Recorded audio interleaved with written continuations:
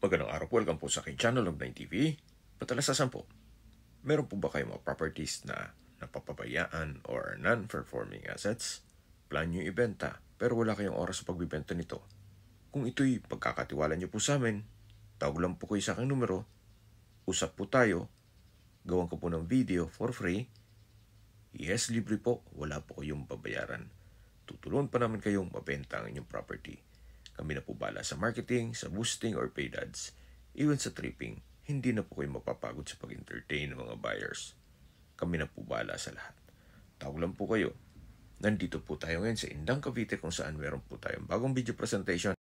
Isang residential farm property na may lot area na 630 square meters. Ito pong bungalow house ay may floor area na 300 square meters. 5-year-old pa lang po ito at semi-furnished. Mula po Barangay Road, ito po ay inner lot kung saan napakatahimik po ng lugar, sariwang hangin at malamig po ang klima. Ito po yung driveway, konkreto na po yan, at yan naman po yung covered carport o garahe.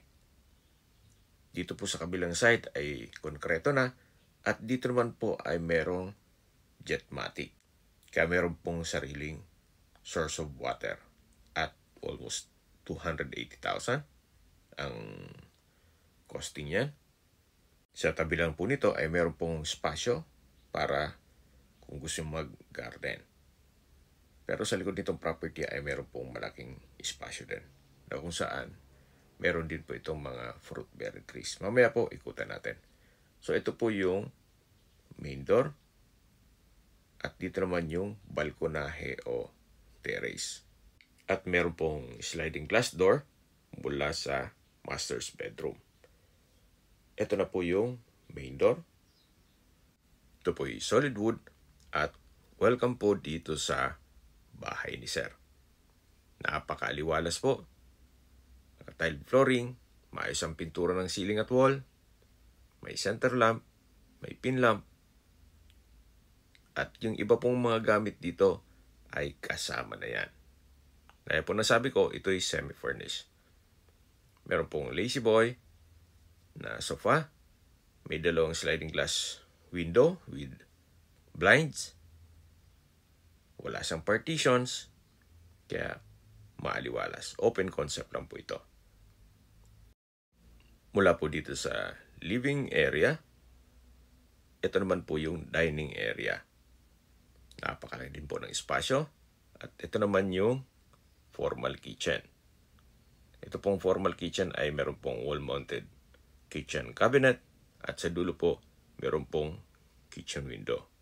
May kitchen countertop at stainless sink with faucet. Meron din pong kitchen drawers at storage ng kitchen utensils. Then meron pong malaking sliding glass window na may blinds. At dito naman po may wall-mounted na TV. Yan po yung hagdan at mamaya aakyat tayo dyan. At yun po yung access door papunta sa dirty kitchen. Mula po dito sa living area, matatanaw natin ang katabi lang niya yung main door. At dito naman po yung master's bedroom. Naka-double wooden door. At malaki po ang espasyo nito. Meron pong split type aircon. Sa dulo may sliding glass window with blinds. At yan po yung tinutukoy ko na glass door na may access sa balkonahe o terrace. Meron din pong emergency lamp. Premium tiles po ang ginamit dito sa wooden design tile flooring. At yan po, tunghayan nyo po itong master's bedroom kung saan napakalaki po ng espasyo nito. At mula po dito, meron din po itong sariling toilet and bath na nakadisenyo po ito para sa PWD or senior citizen. Meron pong bathroom sink, vanity mirror, naka-tile bathroom wall, water closet with bidet. Then sa dulo po ay meron pong bathroom window, may hot and cold shower, at meron pong PWD stainless handrail. Meron din pong bathroom cabinet with drawer, at labas po tayo. Dito naman po sa dulo ay meron pong walk-in closet. At malaki din po ang espasyo dito. So labas na po tayo para check natin ibang parte nitong bahay. Mula po dito sa master's bedroom, matatanaw natin yung living area, yung dining area, then sa dulo po yung access door papunta sa dirty kitchen. Bago natin puntahan yan, check po muna natin itong pangalawang kwarto. Naka-solid wood door, napakalaki din ang espasyo nito. Meron pong split type aircon, wooden design na tiled flooring,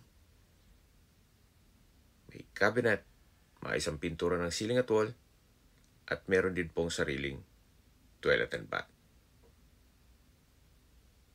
Na malaki din ang espasyo nito, naka-tiled flooring, may bathroom sink, water closet, hot and cold shower, at bathroom window.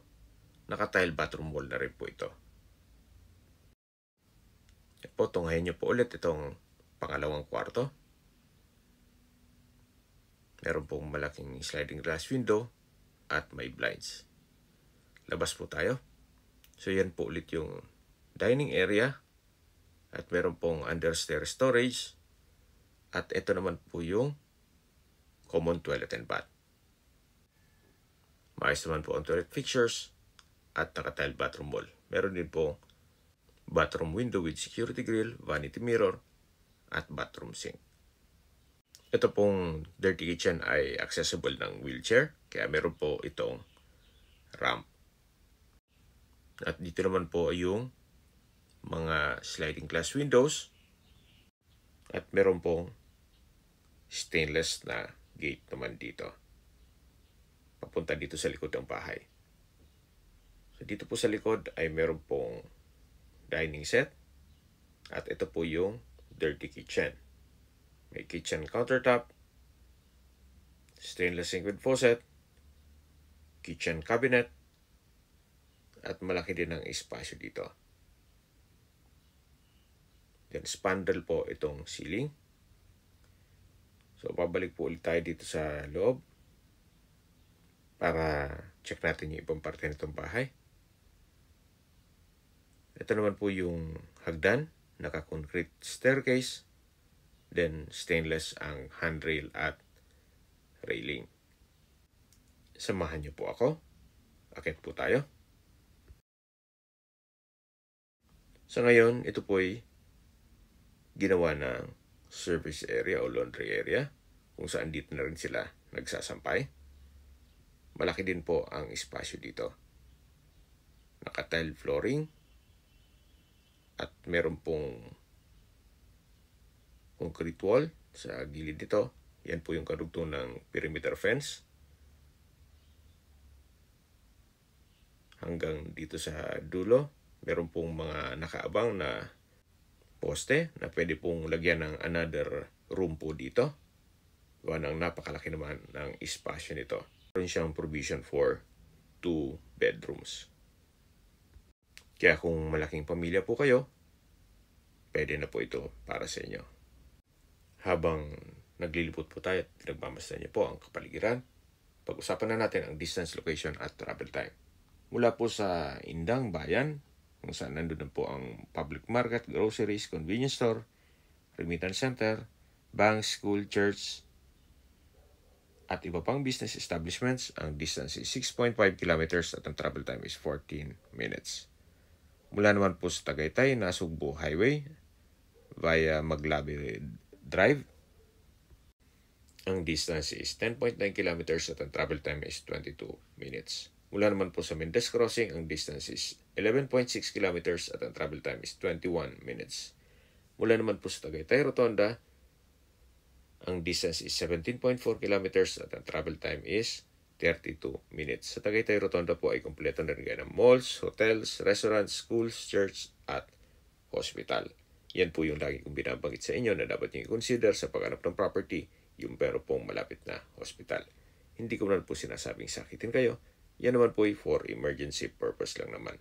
At mula naman po sa Calac Silang Interchange, ang distance is 23.7 kilometers at ang travel time is 47 minutes. Mula naman po sa Manila o sa airport, ang distance is 55.7 kilometers at ang travel time is 1 hour and 30 minutes. Summarize ko lang po sa mga nag-skip ng video. Ito pong property ay nasa Indang, Cavite. May lot area na 630 square meters at may floor area na 300 square meters. Itong bahay ay 5-year-old na at ito po ay semi-furnished. Meron din po itong sariling source of water na Jetmatic, yung color blue. At ito po ay nasa mataas na lugar. Ang estimated elevation above sea level ay 1,454.4 feet. Tungkol naman po sa dokumento nito, ito po ay tax declaration at ready na for titling. Kung sino man po ang makakabili, direct na pong ililipat doon para isang lakaran na lang. Ito po yung setback, half meter, papunta sa likod ng bahay. At malaki din po ang espasyo nito. Meron din po mga ilang fruit bearing trees gaya ng papaya, nyog, saging, santol, at marami pa pong iba. Yan po yung stainless na gate na may access papunta sa dirty kitchen. Hanggang dito po sa likod, malaki po ang espasyo. Sa presyo na po tayo. Nag-markdown price na po si owner from 11 million down to 8.9 million pesos. Net. Ibig pong sabihin, si buyer na po ang sasagot sa lahat ng taxes at expenses with regards to documentation. Kung may mga katanungan po kayo, tawag lang po kayo sa aking numero. At sa mga kababayan naman natin na sa ibang bansa, meron po akong Telegram. Sa mga iPhone user naman, may iMessage. Meron din pong Imo, Skype, Viber at WhatsApp. Same number lang po, 0917-316-3399. Sa mga nagtatanong naman po ng aming Facebook, meron po aming Facebook page na Nov9 TV at Facebook Reels video. Meron din pong TikTok at Instagram. May ibang YouTube channel kami na The Nov9 TV channel at Nov9 TV Listings.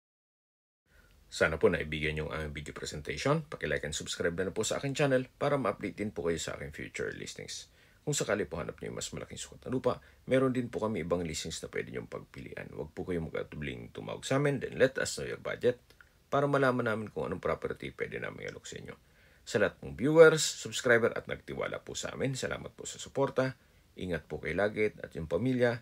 Maraming salamat po.